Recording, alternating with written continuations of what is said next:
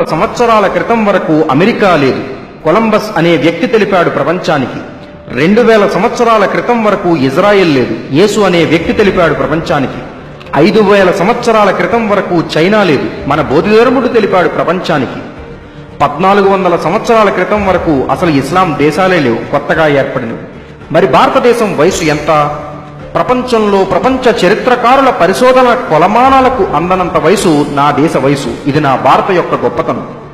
ప్రపంచ తత్వవేత్త, పురావస్తు శాస్త్రవేత్త, జర్మన్ సైంటిస్టు అయిన ఆర్నాల్డ్ టాంబీ తన పరిశోధన ప్రకారం ప్రపంచంలోని 28 ప్రాచీన సంస్కృతులు గల దేశంలో నేటికి సజీవంగా ఉన్న సంస్కృతి గల దేశం భారతదేశం మాత్రమే. వైదిక సంస్కృతికి మరొక రూపాంతరమైన ఈజిప్టు సంస్కృతి కూడా నేడు లేదు. కేవలం పైన పిరమిడ్లు, కింద మమ్మీలు మాత్రమే మిగిలాయి.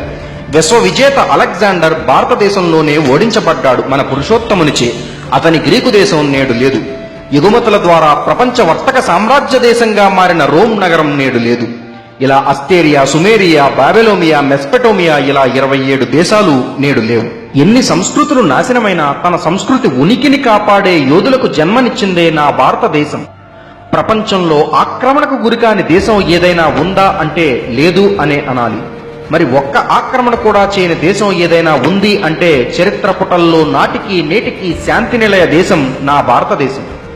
ఈజిప్టు మీద పాలస్తీనా, అరేబియా దేశాలు దండయాత్రతో 1500 సంవత్సరాలలో మొత్తం సంస్కృతి నాశనమైంది. నేడు ఇస్లాం దేశంగా మారింది.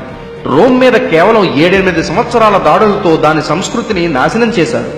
మరి మన భారతీయ సంస్కృతిపై జరిగిన దాడులెన్ని? శకులు, తుష్కరులు, మొఘలులు, సుల్తాన్లు, నవాబులు, షేకులు, పఠానులు, పోర్చుగీసు వారు, ఫ్రెంచ్ వారు, డచ్ వారు, బ్రిటిష్ వారు ఇలా ఒకరి తర్వాత ఒకరు దాడులు చేశారు. కానీ ఏమిటి లాభం? ఏమీ చేయలేకపోయారు.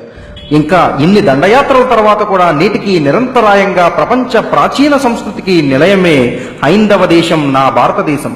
ప్రపంచానికి విజ్ఞానం నేర్పిన దేశం నా భారతదేశం. ఇంత గొప్ప చరిత్ర, సంస్కృతి, నాగరికత మాకందించిన ఋషి పరంపరకు, మమ్మల్ని అనుక్షణం కంటికి రెప్పలా కన్న తండ్రిలా కాపాడుతున్న వీర సైనికులకు, మాకు ఆహారాన్ని అందిస్తున్న రైతన్నలకు మా ఈ చిరు ప్రయత్నం అంకితం. జై హింద్.